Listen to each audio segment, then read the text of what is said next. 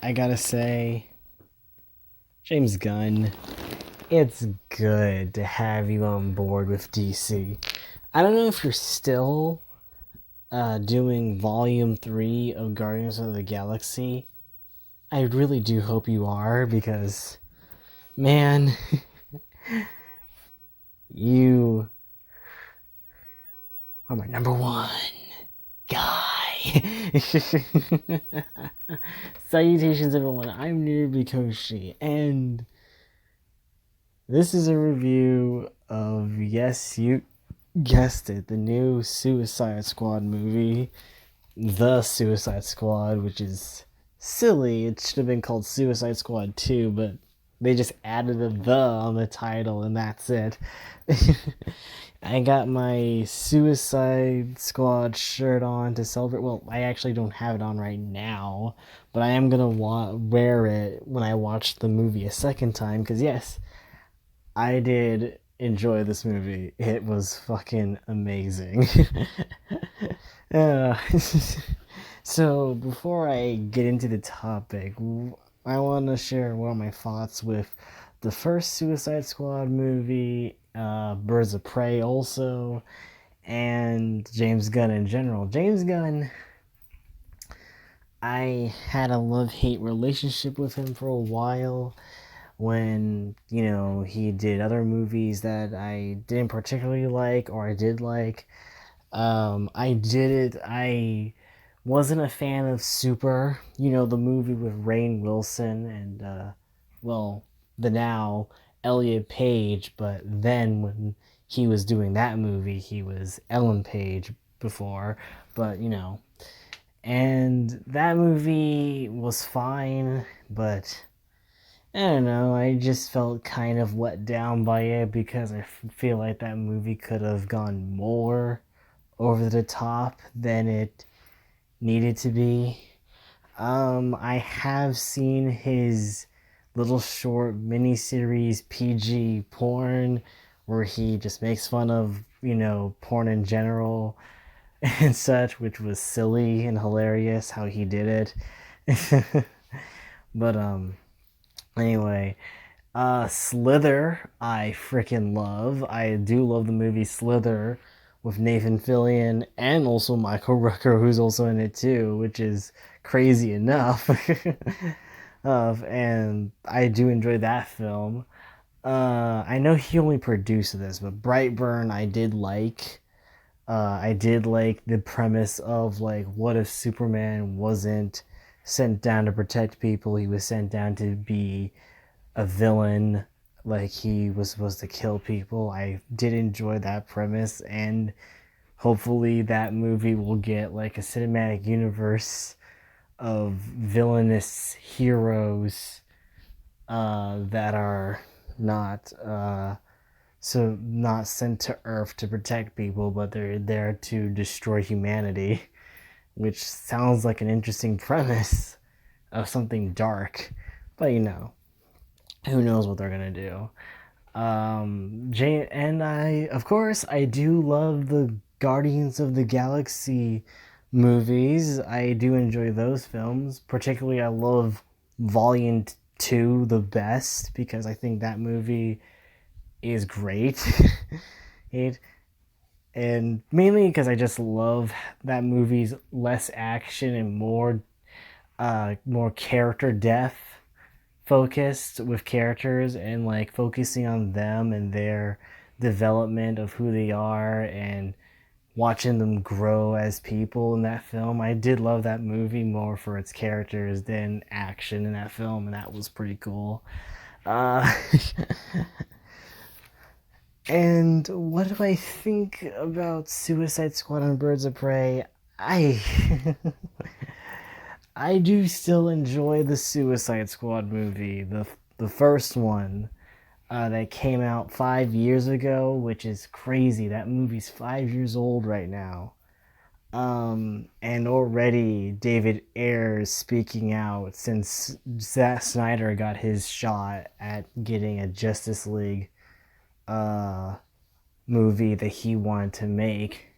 So since maybe due to the success of this film, I don't know if it'll be a good thing or bad thing for Snyder and Ayer because maybe maybe Warner Brothers is probably gonna take James Gunn and make him the helm of the DC EU and take on it and make his own cinematic universe for all the characters and have his role in it. As much as, I would be sad about it, I wouldn't complain if James Gunn takes over the DCEU and becomes like the main showrunner of it. Even though I know Snyder is a fan of the comics as well, but Gunn is also a fan of these comics as well, as from what I've seen in interviews and such. But anyway, the Suicide Squad movie I liked the first one. Not a lot of people enjoyed it. My friends don't like it. I know one friend in particular didn't like everyone in it. He did like Captain Boomerang though. Well, Captain Boomerang is well, I can't say it yet until I get into spoilers, but not yet. I did like Suicide Squad. I didn't like the look of it. I did hate that it was a bit too dark and brown looking like it was bland colors. I didn't like that. But I did love Will Smith. I did love Margot Robbie as Harley Quinn. I think Margot Robbie was amazing. And I think that's what stuck out to me a lot with Suicide Squad is because I was so scared thinking they were going to ruin Harley Quinn because they had her all dolled up in this get up that, every girl in Halloween dressed up as her. Like I would see her in street corners on in neighborhoods getting candy from houses and I see like a bunch of Harley Quinns there in Halloween and such, but not anymore because I think Halloween is becoming a dying trick or treating is becoming a dying form of getting together and getting candy from strangers from their houses. So sadly, that's not going to be a thing anymore. I don't get trick or treat as much these years. It's becoming dying, but that was the top costume in that. And I was scared because of that, because I was like thinking, they're gonna ruin her, aren't they? But I was relieved when I saw Margot Robbie portray the character perfectly. Like she got her personality down pat. She was amazing. I had a bit of a pet peeve with the tattoos on her that I didn't like. Some of the tattoos made sense, and I was like, okay, that makes sense. Okay, that makes sense. But the other ones I hated, and thankfully, Birds of Prey and the Suicide Squad removed a few of the tattoos I thought were stupid that were on her, which was cool. Oh, and then Justice League removed the tattoos on the Joker from Zack Snyder's Justice League, which I guess they're learning. Yeah, those tattoos were stupid. Stupid. And Birds of Prey, Suicide Squad, did I like it? Yes, I still do enjoy it. I still love the movie, love the soundtrack. I got the soundtrack on my phone. I'm definitely going to get the soundtrack for the new film as well. Um, I, but I understand there were flaws in the movie. I think the extended cut did more. I think it did Harley Quinn better and a few other characters as well better also in the film. And I thought it was pretty decent enough how they did it in the extended cut, especially showing off that Harley is a like trained certified psychologist. She does have a PhD, and I'm glad that movie did show it in that film. And Birds of Prey did the same as well, only thank God it wasn't deleted from the film this time around. But yeah, Suicide Squad was fine. If David Ayer actually does have a cutout there that he wants to share with the world and says it's act and claims it's better than what the studio made. I am curious to see it now than I used to before. I was like, I don't care, but now after seeing Zack Snyder's Justice League, I am curious to wonder what David Ayer's Suicide Squad looks like. And Birds of Prey, do I enjoy it? As much as I didn't agree and that the director had other ideas for it that it seemed like could have harmed the movie, and luckily she did have some people telling her you can't do that, you can't do this. um I do enjoy the movie a lot, and I think Birds of Prey did prove my fact that Suicide Squad was kind of flawed and had a lot of problems with it and didn't seem to find its footing, basically. But Birds of Prey knew what it was being, knew what it was, knew to be over the top, knew to not take itself that seriously at times. And also, Margot Robbie portraying Harley Quinn was such an accuracy to me. I just love her. Like Margot Robbie, I'm just glad that they chose her because she is very passionate about the character and loves the player. You see that she has an enjoyment. She has enjoyment playing as Harley. She has a lot of love and passion for the character, and I applaud her for that. I am most grateful for her that she wants to uh, do justice to this character. And from what I heard, she does want Harley and Poison Ivy to actually have a relationship with each other in future DC movies. I'm crossing my fingers for that because I do want that. I want to see Gotham City Sirens actually come to life. And yeah, that's my thoughts on the previous movies because I did enjoy a few. Birds of Prey, I enjoyed more than the first Suicide Squad. The question is, the Suicide Squad, did I enjoy it more than Birds of Prey and Suicide Squad? I say I like Birds of Prey and the Suicide Squad equally. I like Birds of Prey more, but I do love this film. This film is just the Suicide Squad movie I honestly uh wanted, because I have talked about this before when I was reviewing Batman The Long Halloween, how much I didn't like Suicide Squad Assault on Arkham, and how boring it was and how bland it was, derived of humor. It was basically kind of like the Suicide Squad movie we got from 2016, only at least that movie had humor. Assault on Arkham just felt boring and bland and just didn't have an identity for it to speak of. It just was a meh movie. But then there was Suicide Squad Hell to Pay, which was funny, over the top, not taking itself seriously. Everyone's a total asshole, basically, on the team.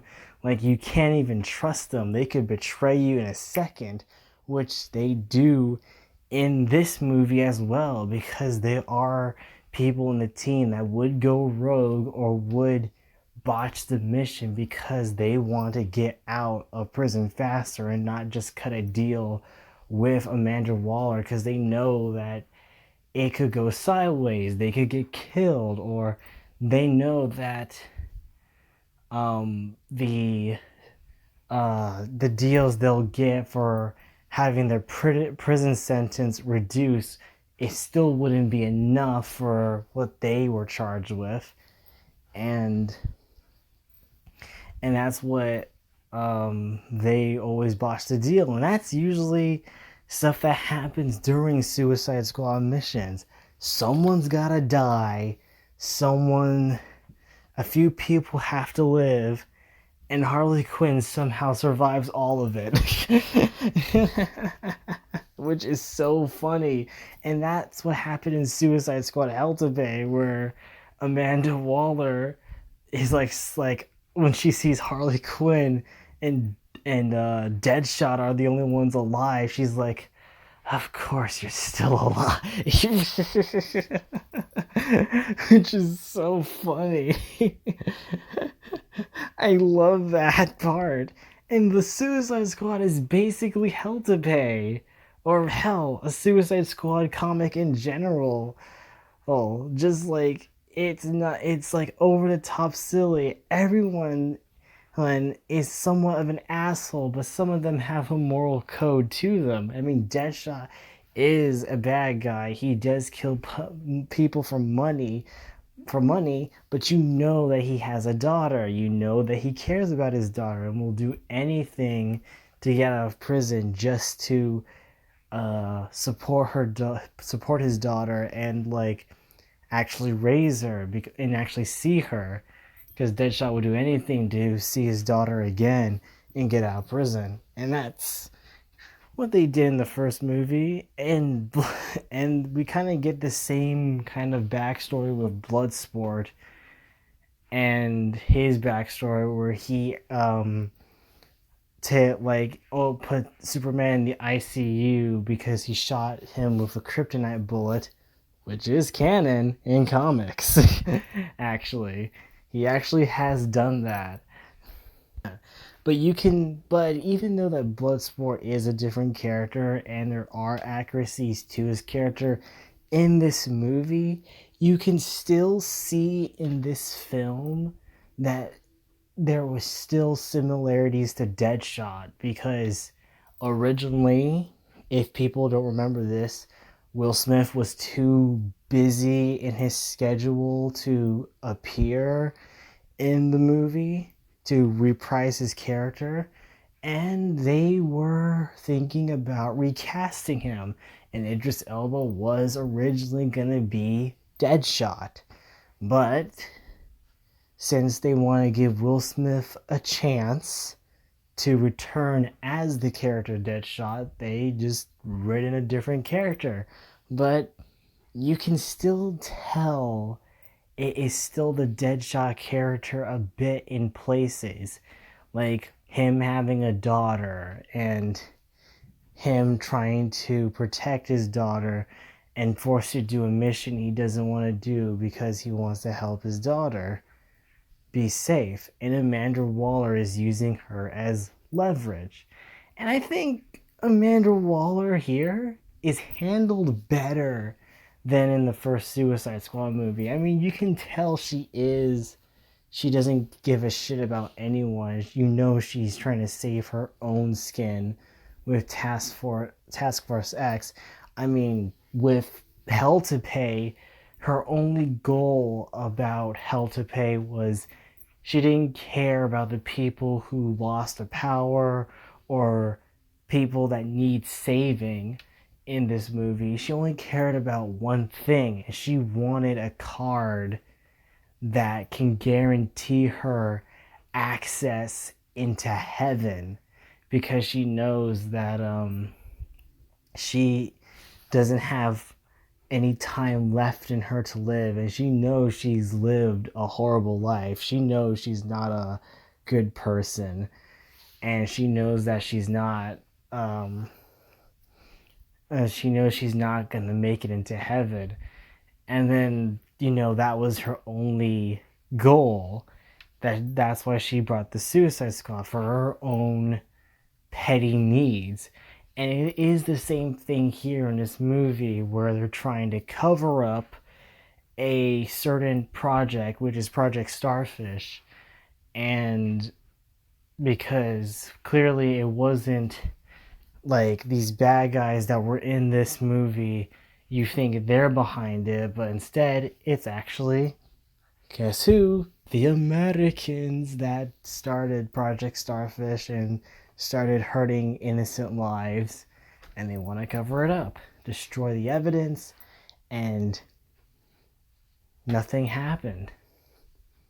happened. Even showing at the end of the movie that Waller doesn't give a shit that innocent lives are going to be killed by the hands of Starro, which you see in the trailer.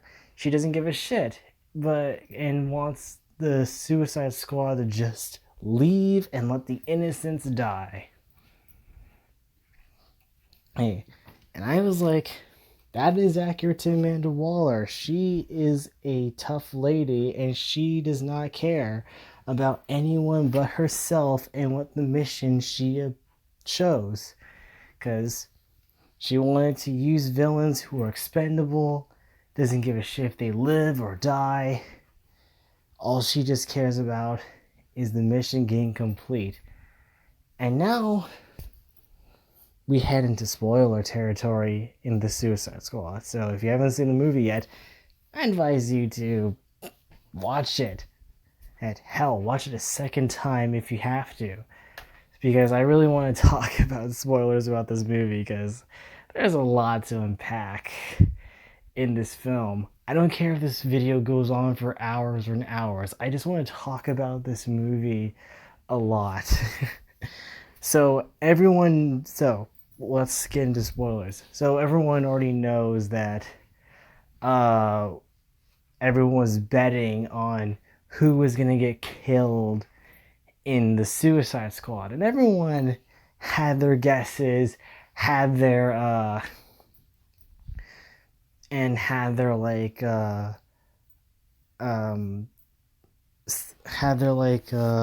certainties of knowing who was going to die in the movie. Even in this recent clip trailer I think they did for Suicide Squad, everyone knew that Michael Rooker's character was going to get killed off in the movie. Like, we were assuming, like, oh, he's probably going to deviate from the mission and try to escape, the same way how Captain Boomerang and who was the dude that Adam Beach played?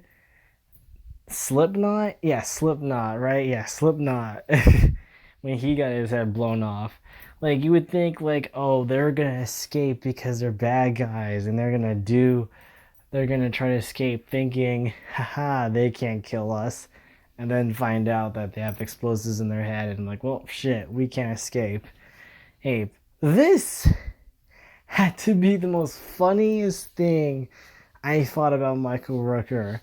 Is that the funny thing about this is that he starts off as this badass who looks like he's a guy that never misses.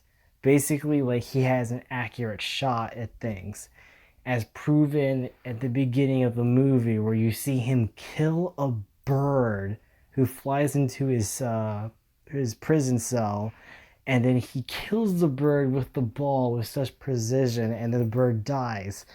And then when you see him in the battlefield, basically, like, when they head to the beach and try to infiltrate the island, and the whole foreign government, the Coastal Maltese government comes in, the soldiers come in and ambush the Suicide Squad, because one of the characters, Blackguard, played by I don't remember his name, Peter something, I forgot his name. The dude from SNL, the recent SNL. King of Staten Island dude. Pete Davidson, that's his name. I just got it. Yeah. Apparently King of Staten Island made me think of his name. Mainly because I remember the poster of him, and then his name's on the top of the poster, so I guess that's how it clicked in my head. And I already had my guesses when I saw him in the trailer, mainly the teaser trailer, where they just show images of the actors who were going to be in the movie, and they showed them in costume, and they had like this character trailer of showing who was going to be in the movie. And then there was Pete Davidson as this guy named Blackguard, and I was like, oh, this dude's dead. Like, I already called it when I saw him. I was like, this dude is totally gonna die. And he dies very gory, very bloody. Cause he basically was the one that ratted out the Suicide Squad in the beach, saying like, yes, I ratted you out because we had a deal to help me. And clearly they didn't give a shit because they blew his entire fucking face off. And I was like laughing so hard, like, damn! And I just lost it. So I was like, well, there you go. You ain't gonna yeet or skeet or skirt anymore. I'm probably the only one that's gonna get that reference because there were too many memes of that one sketch from SNL. No, not the Elon Musk Wario one. It was a different sketch entirely. But all like these members from the team you saw in the trailer that were like in the backdrop you see the American flag and them walking in slow motion. Nathan Fillion drinking Mr. Pibb. I saw a dude react to this trailer, and then when he saw Nathan Fillion drinking Mr. Pibb, he's like, oh, he's dead. You're drinking Mr. Pibb? Yeah, you are asking yourself to die. Because drink Dr. Pepper like a normal person. And then a particular raccoon VTuber is going to say, you're fucking disgusting for drinking Dr. Pepper. It's true. But, and sure as shit, Nathan Fillion did die in this movie.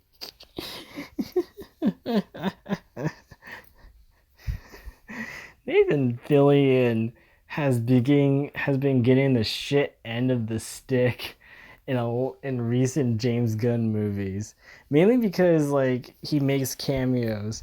Uh, if you didn't know, he was that big blue alien guy from the first Guardians of the Galaxy movie when they were in the prison, and then Groot like shoved his roots up his nose and threw him on the floor. That was Nathan Fillion, this blue alien dude. You couldn't tell because they altered his voice to sound deeper, but that was Nathan Fillion, which was very funny. But I think Nathan Fillion knows that, you know what, I don't care from the butt of the joke. I will star in a James Gunn movie, even if it's a cameo. And clearly, you can tell Nathan Fillion, despite him having this small amount of screen time, you can tell he's like I'm gonna make every moment count, and I want to at least leave an impact of how silly I'm gonna be in this film, because his superpower sucks. His name is TDK, and if you don't know who TDK is, he's the detachable kid. Basically, he can just detach his limbs, basically his arms, and they don't do jack shit. Like, he just slaps around a bunch of soldiers and that's it. And I'm like, this dude has the worst powers ever. And it's hilarious how he's the worst powers ever. And then there's this guy named Javelin, played by Flula Borg. I was like thinking, oh wow, does he have a big part in this movie? No, gets killed in the intro like everyone else does. His TDK dead. and Javelin dead, only to give Harley Quinn the javelin and him, I guess, make a penis joke because he says she's worthy of holding his javelin, and I'm like, he was talking about his dick, wasn't he? Which was so so stupid, but Harley's like so pissed that he died early before he could say why she was worthy and wield the javelin for someone.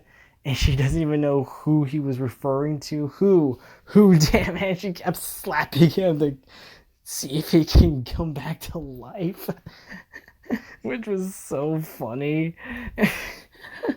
And there was this alien girl. I don't know her from anything in comics on DC lore or anything. I don't know who this alien green girl was, but she was there. Clearly, she was strong, took down a helicopter, but ended up getting killed. Captain Boomerang sadly gets killed, which sucks because I actually did enjoy that because Jai Courtney. If you haven't seen a Jai Courtney movie, Jai Courtney honestly has been in terrible movies where he plays the generic bad guy who's evil or he's a surprise villain and he always brings like a wooden stale performance. But when I saw him as freaking uh Captain Boomerang and he had that accent on him, I was like, wow, this dude had more personality than all the other roles in movies he's done. Keep in mind, I don't hate the actor. I love him. It's just a lot of his film choices are trash. Except for maybe Jack Reacher. He was honestly intimidating in that movie. But he always has the worst taste in movies he chooses. And he just gives off the dullest and most boring performance in a movie. Like, there's nothing interesting about him.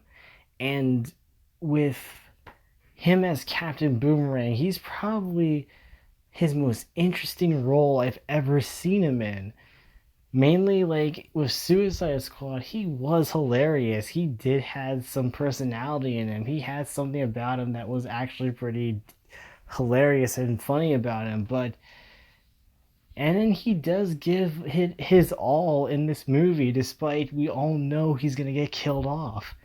And I had a feeling he was gonna get killed off. Hell, the movie makes a joke where the people who were running Task Force X and helping Amanda Waller um, to monitor the Suicide Squad, they're like betting money who is gonna die in this mission. Like they were betting money. Like this is a freaking call. They're calling out the fans who watched the trailer of Suicide Squad wondering who's gonna die, who's gonna die. I bet you they're gonna die. And it's weird because they got all these people, all these actors, like they made it like a big cast of actors. Like, yeah, there's this huge cast of actors, only for half of that cast that they listed out in the trailer to get killed off in the intro of the movie, which is freaking hilarious. Especially Michael Rooker. Like, he just was so intimidating as a badass in the intro, trying to act all tough. Until then, you see him seeing everyone die in the beach, except for Harley and, Rick Flag. And you see him starting to puss out because he's starting to be scared of everyone getting killed, and he runs away, and Amanda Waller's like, well, he's dead. Let's detonate the bomb in his head. And he blows up, he dies, and his blood forms the Warner Brothers Pictures Presents in the water with his blood. And the most hilarious thing I found in the movie is when, because he killed a bird at the start of the film, a bird is eating all his flesh, his bloodied up, blown up head bits out of what used to be where his head is, and the bird is eating his flesh while he's still floating in the ocean. I just found it so hilarious because he killed a bird. Bird is eating his dead corpse, and it's the same looking bird that he killed, which is so funny. But all the other Suicide Squad members that were in the intro, including Weasel, is killed. But then you found out at the end credits scene of this movie, you find out Weasel isn't dead. But it's even more concerning that he's not dead because Rick Flag did say the Weasel did kill like 27 children and now he's running loose on that island. That's kind of concerning now, don't you think? Oof. But the other team of the Suicide Squad went and infiltrated the other side of the island because I guess Amanda Waller knew that something bad might have happened, and that's why she had two separate teams of the Suicide Squad infiltrate two sides of the island, which is smart of her because now the other team was basically a decoy. And also disappointing that the Harley Quinn suit that we saw in this movie only gets a few minutes of screen time. And she just wears the dress for the entire movie. Which is honestly sad.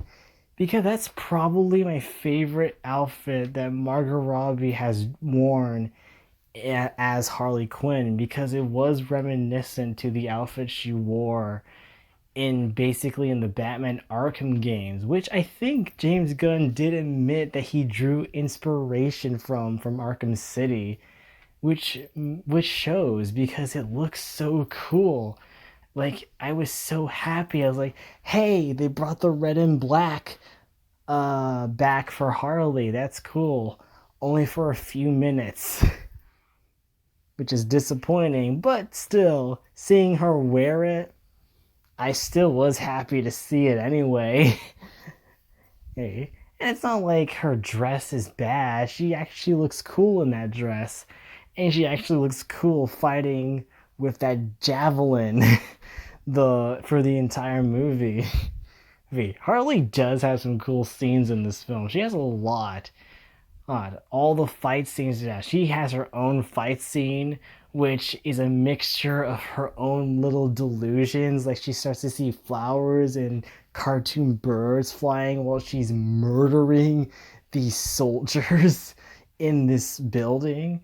And every time she like slits their throat and all blood gushes out, and every time she stabs them, kills them, and instead of the blood, it's like the blood was censored by these beautiful, pretty cartoon flowers flowing everywhere behind her and just decorating and coloring the room with these cute flowers. But when you see the behind her, after she escapes the building, you see the gory mess that she left in the building. And it's so awesome. So, I say like Harley is still my favorite character. Like she is still my favorite character, and I think second favorite character I would give to this movie is Peacemaker, mainly because Peacemaker, I think John Cena described it best. The most douchebag Captain America. And it shows because he says that he wants to keep the peace and freedom for everyone, no matter the cost. Like, he would kill children, he would kill mothers, fathers, family, women, and children, anyone he comes across just to protect America, just to protect the peace, because that's what he is. And his like moral code is very twisted, and I love it because he's such an asshole in this movie, and I honestly love it how much of an asshole he is in this film, because he has the most twisted like way of seeing things of how he would keep the peace. Hell, he was about to kill just an ordinary woman in on a sniper shot, and she's just folding clothes. Like, I see one enemy by the window. Just say the word and I take them out. And I'm like, Jesus Christ. Anyways, not only that, this movie has so much dark humor in it. But hey, it's a James Gunn movie. I would have been disappointed if there wasn't any dark humor in it. Man, they like the team says like, oh, Rick Flag is captured by these freedom fighters, and he might be getting tortured, and then the team sneak around and kill like everyone around them. And even to with Peacemaker, he just kills a random woman washing dishes. Everyone just like burning blood sport, burning guys alive. King Shark eating a dude whole. And like everyone's like getting killed, exploded too, because Peacemaker has explosive bullets. And it's Ratcatcher 2 having everyone getting mauled and eaten by rats. It is such a gory scene. And then you find out Rick Flag is not being tortured. He's actually making peace with the freedom fighters, and they're like coming to an agreement to like help them out on their mission, and also help them out carry out their mission to stop the president of this island from ever having a evil tyrannical rule over the people. And he would kill anyone who stands in his way. Basically, he said he would kill kids, he said he would kill families. And clearly, since a few of these members of the Suicide Squad are bad guys, basically, they do have a moral code of like, can't kill kids. We don't want to kill kids. Like, that's crossing the line. Killing kids, that's crossing the line. And I'm glad Harley Quinn kept to that, because she has expressed that before in Birds of Prey, where she doesn't want to kill the kid, when she was like looking over to Cassandra Cain. And you can see that character development she had in Birds of Prey shine in the Suicide Squad movie, because you see her talking to the president she just had sex with, because she thought this guy was a nice president, a nice guy, that he likes to help the people, but then she finds out he would kill anyone who stands in his way, even kids. She just straight up shoot him in the fucking heart, because she admits she has bad taste in men despite the monster between their legs. Her words, not mine. And and she wanted to kill them because she knows that if she doesn't kill them, they know that she knows they're gonna do something than just worse than her just leaving them, because she knows and she has experience. Joker, Black Mask. She has like all those people that she came across with, because she knows those people are relentless and they would never stop until they get what's theirs. And that's why she made that lesson to promise to kill the dude that she knows is going to be horrible. If she doesn't kill them, they know they're going to do something worse if she doesn't kill them. And that was pretty nice to see Harley have a bit of character development for her, to show that how much of a character she's been, uh, how much she's improved as a person over the years with these movies. And I like that. I think that was pretty good to show that that Harley's character development is very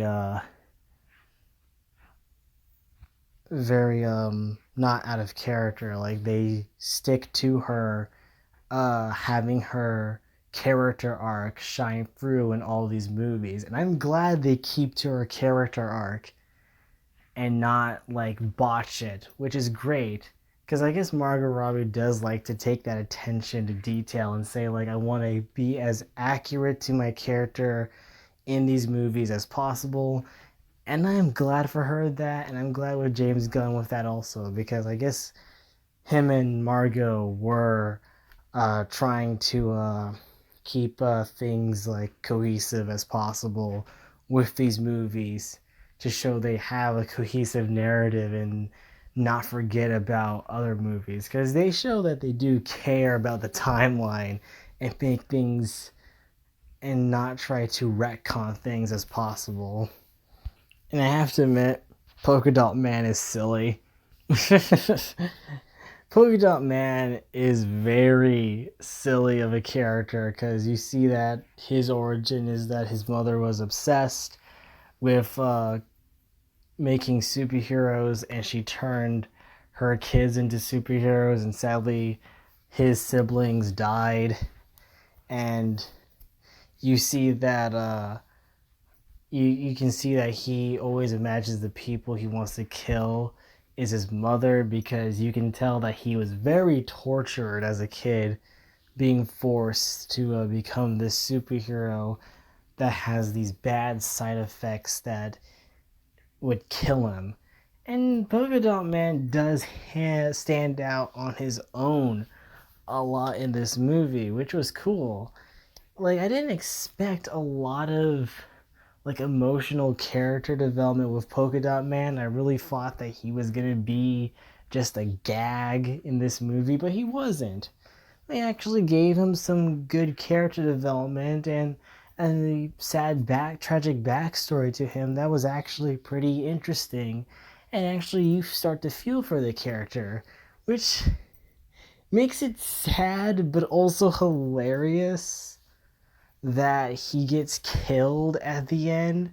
Even though, yeah, it was really, because I had mixed emotions about that. I laughed, but I was also like, Jesus, this man, I feel bad for him. He just wanted to just, he felt like horrible. He felt like he was suicidal as well. Like he didn't, like he looked like he gave up on life basically, because the way he acts when he says like when Bloodsport says we're all gonna die, and he's like, I sure hope so. But you can see he was having fun and actually making friends along the way with the Task Force X, and you can see that he was enjoying himself and then learning to accept being a superhero, which he did accept at the end, but sadly died in the process of that, which was pretty sad. I honestly felt bad for him. And but in another footnote, I'm also disappointed I didn't see Condiment King. I guess I was so dumb to think that there was a post on Twitter that said Condiment King will be in Suicide Squad. I was like, really? He wasn't in it. Sorry to all you Condiment King fans out there. He's not in this. I have a friend, Rad Daddio, and Rad told me if they were Condiment King, they had a pretty fucked up way of killing people. Oh, poisoning all condiments around the world until getting money or something. I can't remember what they said to me. But I was like thinking, you've been a cool condiment king if you did that. I have nothing to say about one character, which was King Shark. King Shark, well, he's basically the Groot if Groot was a murderous killer. uh, in this movie. He's basically Groot in a way. He's the Groot of this movie. Because, like, he's trying to make friends. He's just kind of a child, but he also has the craving and taste of human flesh, for human flesh. And he. Remember when in the first Suicide Squad movie where they said, like, don't antagonize Killer Croc, he eats people, man? And you're like, have we seen him eat a person or kill a person in this movie that was a human and not those like putty monsters that were in the film? Well, in the extended cut, he killed a guy, and then Ike Barinholtz was like, "Was that the new guy? Cool." Probably that was the joke that got me in that film. um, but you never saw Killer Croc eat someone in that film, have you? And Killer Shark is the only one that has eaten people and ripped people apart. Hell, ripped a dude's head off and the dude was still alive, moving his eyeballs while being eaten by Killer Shark.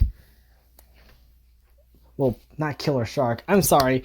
I mean King Shark. I'm so sorry. King Shark. I'm so sorry. Not Killer Shark. I mixed Killer Frost's name with Killer Shark. That's a character I want to see in a Suicide Squad movie. Killer Frost. Bring her in. I don't know what actor could play her. Oh, who could play Killer Frost? Charlize. Maybe Charlize. No, not Charlize. Who could play Killer Frost? Oh my god. I would love to see Killer Frost in a live action DC movie. I mean, could you imagine that? Seeing her in the big screen, but only for Suicide Squad? Like, I just want some actor to play her. That's something I want to know. Who could play Killer Frost? I was thinking Charlize Theron because I don't know. I recently saw her as the bad guy in the Fast and Furious movies, so I immediately was thinking of her. Could Charlize do it? I don't know. It's gotta be someone else, right? Someone who could pull it off with that cold, icy stare of hers and that murderous look in her eyes. Someone's gotta portray her perfectly. Hey. But anyway, what do you think about King Shark? I mean, the only thing I know about him is in the Harley Quinn TV show, where he was more of a smart tech guy, basically, like a hacker, and he was not much, but you can tell he had that murderous intent when you found him being trapped in prison, and then he made everyone his bitch, basically, in the prison because he threatened to eat them.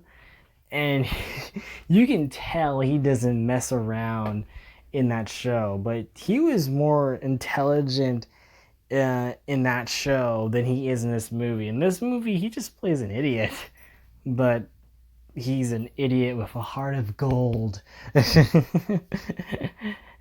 And played pretty well by Sylvester Stallone. Just the out of all the roles I never think to hear Stallone play is a killer shark named Anaue going around eating people and saying nom nom. That's like the least expected thing you would think of. Like, what would Stallone play in the future? Like, yes, he will play King Shark, and you wouldn't even think about that.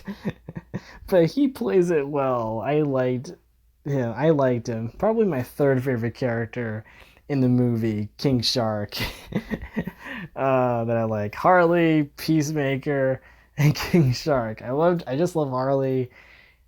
She's insane, crazy. And Gumball says he sees Harley Quinn because we were talking about like what DC villain we would be. I said Poison Ivy because mainly from the Harley Quinn TV series, I could relate to Poison Ivy a lot.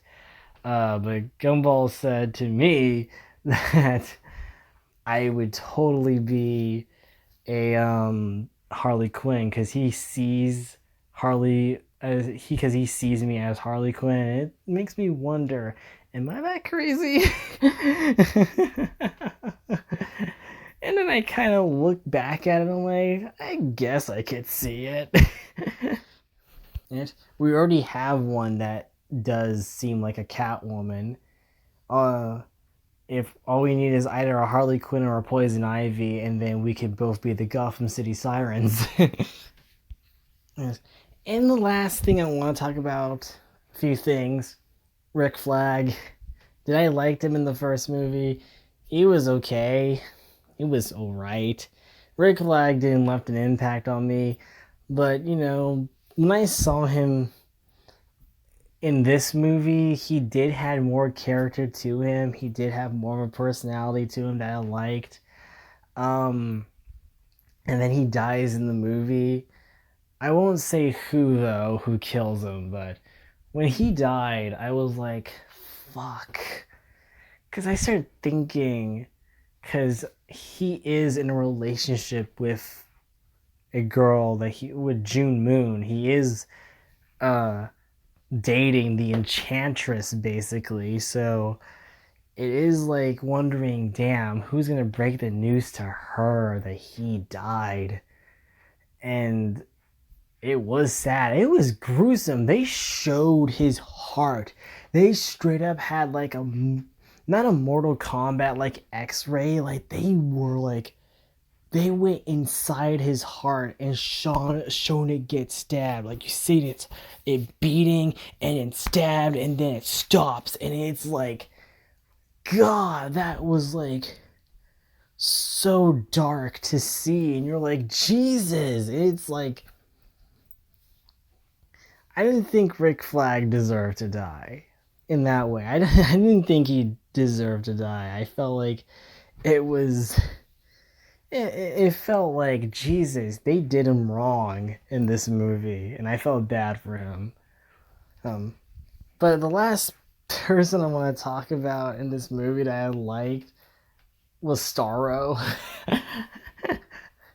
Because I never figured anyone would have been like, yeah, let's put Starro in a movie. Because I don't know who could put Starro in a film and then say, like, yeah, he will be the main antagonist of the film. Because technically, there's not much of a main antagonist in the film. A lot of people are villains in this movie. In its act, Peacemaker becomes a villain in the film because he is helping Amanda Waller cover up the mess that the Americans made with the Starfish program, with the Starfish project. And he just becomes like an asshole even more that you start to hate him. Not the hate him, you love to hate him kind of way, but you hate him because now he's more out for blood at this point just because of his twisted way of keeping the peace, basically. And it is very dark to see him because you just start to see the seriousness in him that you like. At first, it was funny how an asshole he was about thinking what he's doing to keep the peace is positive. And it's more different here because now it's like it's a serious thing. Like he is serious. He's dead serious about it. Everything he said, he would do anything to keep peace. He would kill anyone. He admits it to that. And it gets kind of scary at that point. And even like all the other bad guys, like the president that got killed by Harley, or the general that then becomes the president, then he gets killed by Starro. And then either eventually the other people who become president, they get killed by the resistance. Like it's like there's no clear villain in this film. But if I want to say who's a clear villain, I guess Amanda Waller. because Amanda Waller has been the one that's been pulling strings. She's the one that's trying to cover up a mistake that they caused, and she also doesn't care if innocent lives live or die, basically. So I would say Amanda Waller could be considered as the main villain of this, because she doesn't give a shit about anyone or whatever happens. All she cares about the mission being done, whatever it takes. So I guess she could be considered a villain that's a main central villain. But then again, everyone on this team are part of bad guys, prisoners, villains. But you see they're not that bad people, which makes sense. With Ratcatcher, it makes sense. And shockingly, Taika Waititi was the first rat catcher, because I was like confused, wondering where was Taika Waititi in this movie, and then Ratcatcher 2 talks about her father. I'm like, oh, there he is, and I was like thinking he was gonna be in the entire movie, but I guess not. And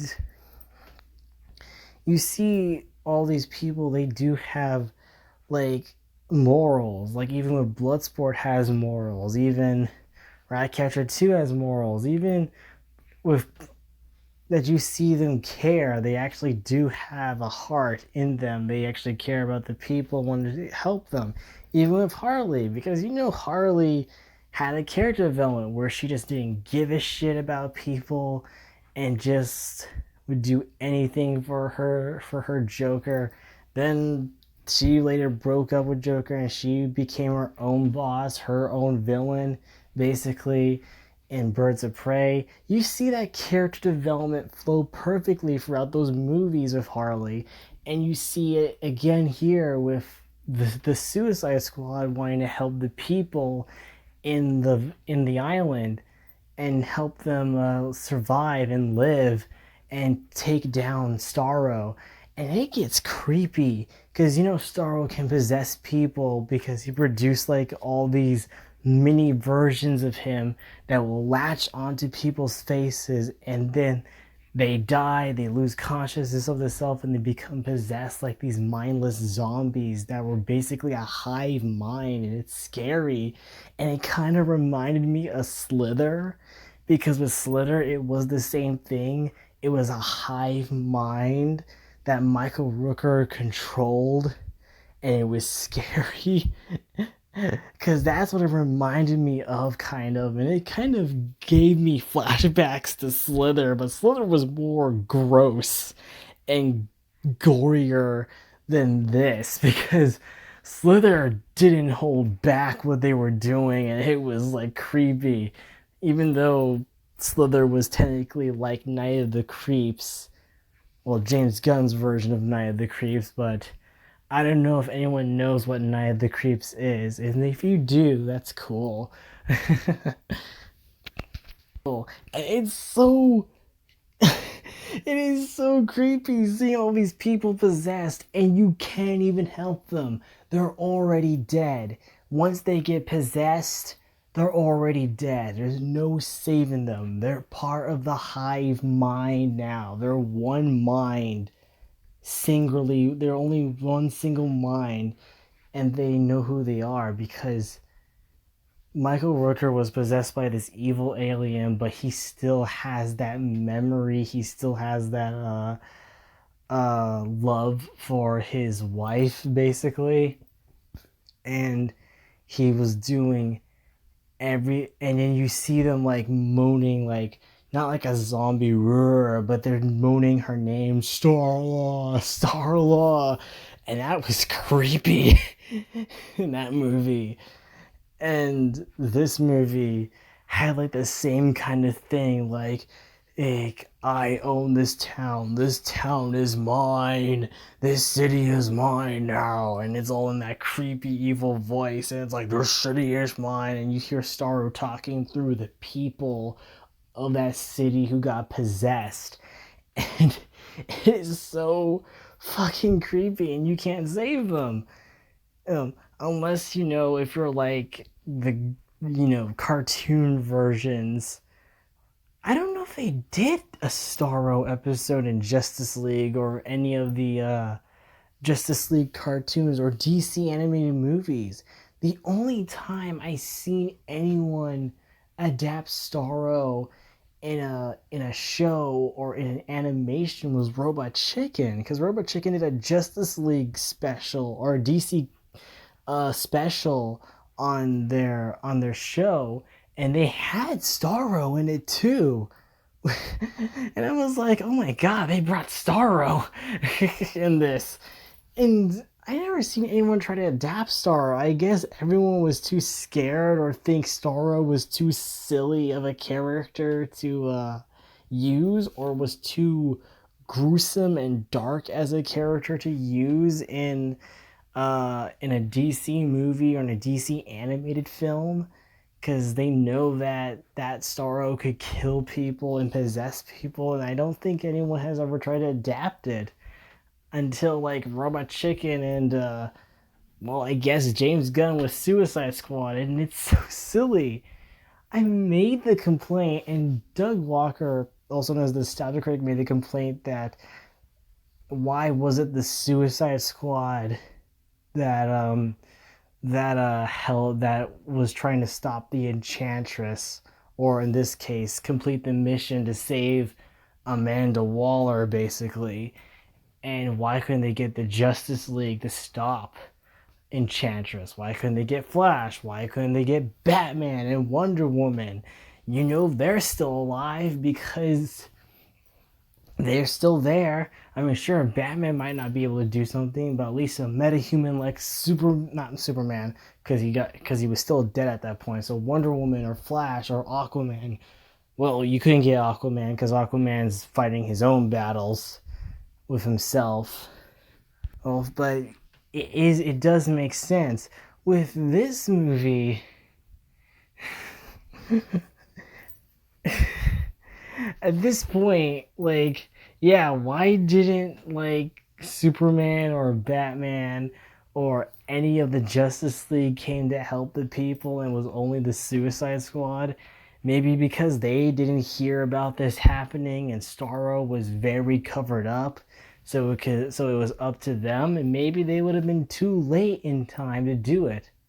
But then again, maybe Superman was still in the ICU because of the kryptonite bullet, so maybe that's also the reason why Superman couldn't come to save the day, basically. But it was. But either way, even though that logic is because Starro is much of a more weirder and bigger threat than Enchantress or for dull enemies, Starro had a better colorful aspect to him that was better. Especially I love how so comic booky this movie is. And it's a weird thing to say, right? Comic booky. I mean, like, from its color to like how creative they put the text in there, like dirty little secrets, like in the is one of the button elevator numbers, or when the fire and smoke are there, they're trying to say Operation Joheim or Operation Harley, or they're talking about what the objective of hand is, or a creative way to show how much time has passed, and they show it through like what was put on the floor, ground, or in the sky, like they say 8 minutes earlier, and it's like the 8 minutes earlier is shaped by the clouds in the sky. Like, I love how it's creative. It's like showing it being a comic book, and it's embracing itself of being a comic book in this movie, which I love. I love the aesthetic. It's pleasing to me how it's beautiful looking.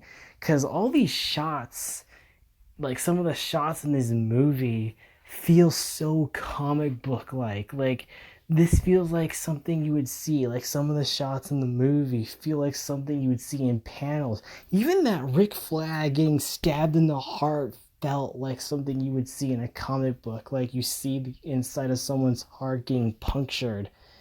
Like, that's something a comic book would do, showing stuff uh that they would show in the few panels, and make that dramatic like crunch or like the sound effect noises around it of someone getting stabbed or shot or something.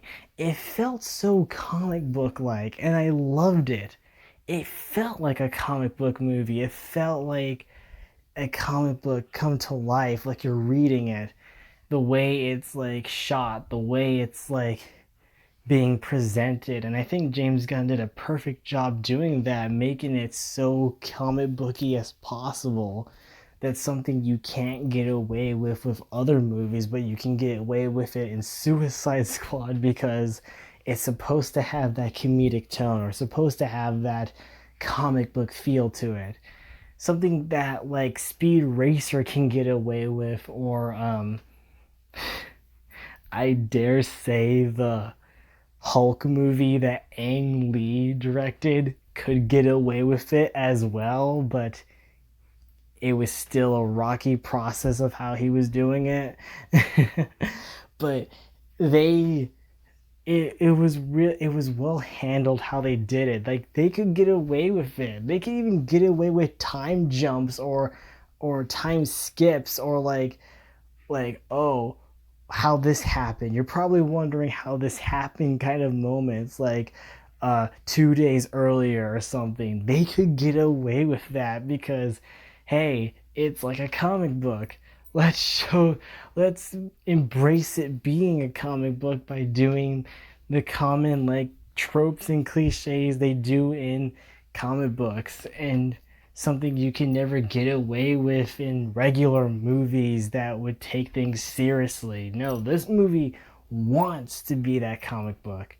And I'm not saying this movie doesn't take itself seriously. It does. It does have its dramatic moments. It does have its well developed background stories and development with characters and making them humanized in the story. And I like that.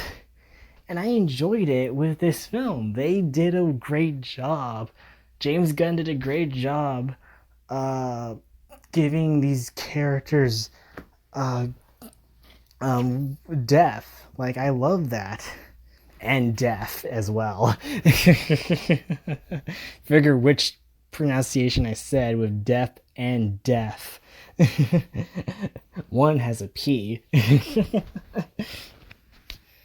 It honestly does feel like this is what this first Suicide Squad movie should have been and what it should have achieved at doing, but sadly missed the mark on with how they did it or how they handled it.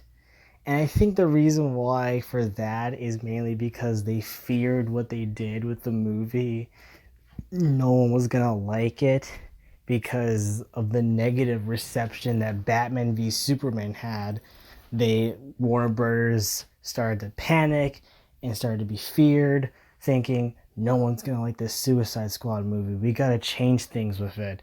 And clearly they were struggling to get it to make it better than Batman v Superman because they were struggling to make a good DC movie and they don't want everyone to hate it again because they don't want to have a second box office bomb on their hands or a disappointment. And you can tell the desperation they had with that movie. Yes, I'm admitting that Suicide Squad was kind of desperate, but I did enjoy it nonetheless. So, but am I saying that that movie, I would prefer watching that movie more than this movie? I honestly will watch them back to back, honestly. That's not a joke. I would. I honestly would. Because you start to see the progression. I've been with the DCEU for a long time.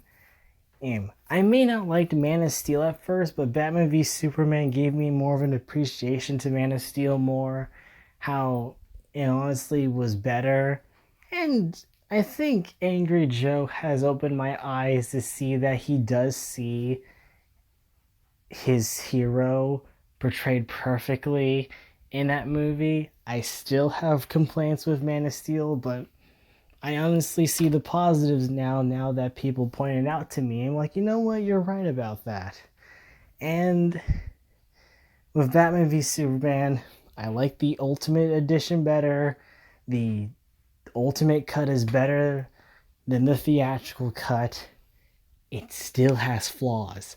I know that. I know that. I can point that out with my critical mind. I know there's too many bad things about it. Suicide Squad was that desperate attempt to try and win back its audience by trying to be more comedic or trying to at least have some life into it and not be some dark mess of something too overly serious and probably sadly turned people off about it. And I can see that. That Wonder Woman was a good movie to show that, hey, there can be a good DC movie, and it was a good Wonder Woman movie to boot. I hated Joss Whedon's Justice League. I abhor that film. That movie's just a pile of trash. But Zack Snyder's Justice League, amazing. Pretty good film, honestly. That I wish we've gotten than the Justice League we got with Joss Whedon. And Aquaman was pretty good. I enjoyed Aquaman. I enjoyed Shazam. I started to have a resurgence with Wonder Woman 1984. I still think it's a bad movie, but watching it again and seeing how over the top it is and that it was intentional for it to be this silly and weird, I honestly thought, you know what? I should have been in a different mindset to watch that movie, and I honestly enjoyed it more than I enjoyed it the first time I saw it.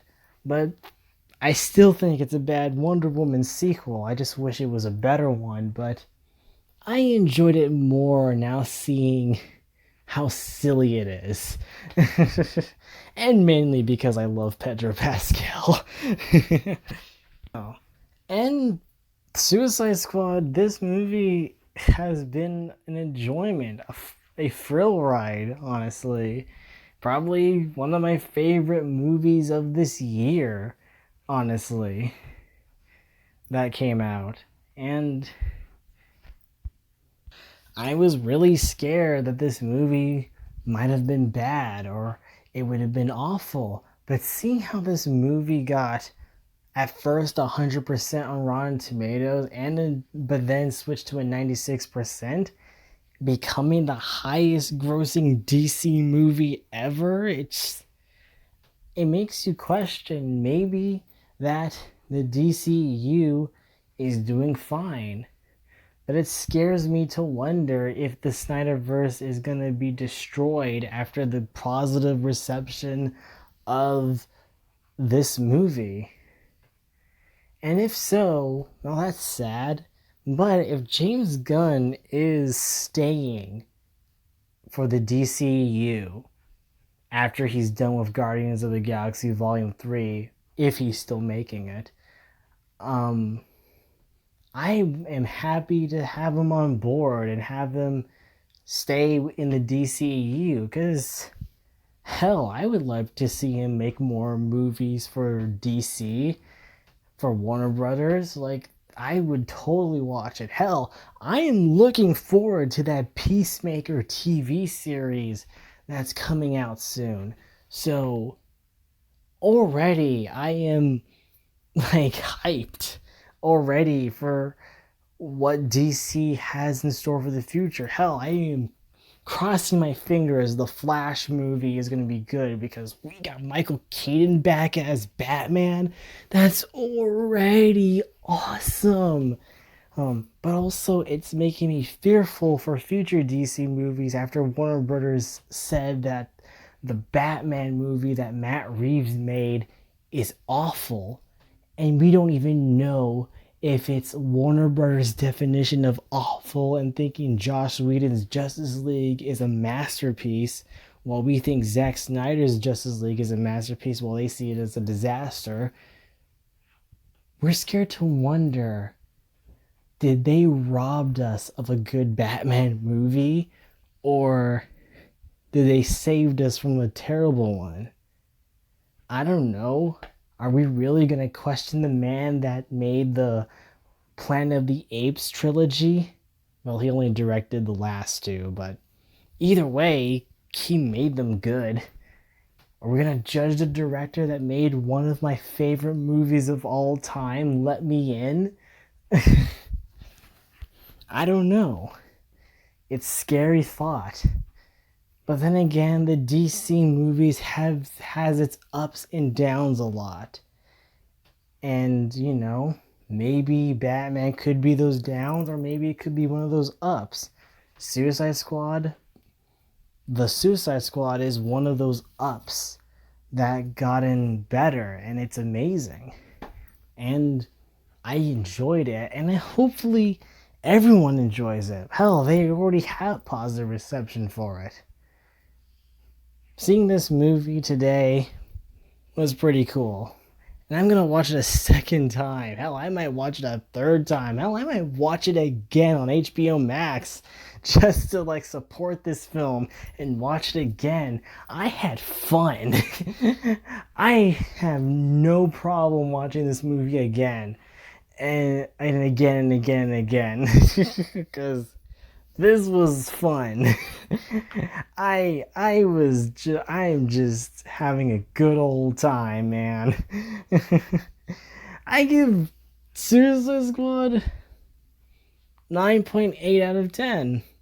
Honestly. Really good film. I loved it. I loved it a lot. I liked it. I would watch it again. I had fun. I laughed. I was shocked on a few things. I was cheering, applauding, something I don't usually do in the theater.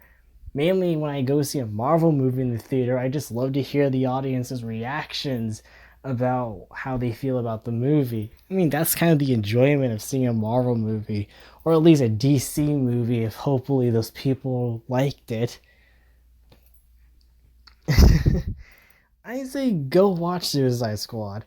I mean, then again, you wouldn't be watching this video if you haven't already seen it, because I've already spoiled a lot about this film. And I did warn you guys about spoilers, because if you did stay, you're not going to be surprised. But I have left out a few things in this movie that may surprise you. But anyway, thank you, Wolfpack, for watching. And if you like this video, awesome. I'm glad you've joined the Wolfpack. I'm glad you subscribed. I'm glad that you like to watch me talk about movies, or at least play video games if you do, or one day get my series off the ground, which I am gonna try and get back on Discord this weekend, or at least next week, because I know it's gonna be Friday the 13th, and I know a certain someone that's gonna do a marathon on Friday the 13th movies. So hopefully I'll be in better spirits and a better positive mood, because Suicide Squad really did put me in more higher spirits than it did. And playing Kingdom Hearts 3 again has put me in higher spirits. So anyway, I'll see you, Wolfpack, in the next video. Ciao, darlings. Ow, ow, ow! Ow! Ow!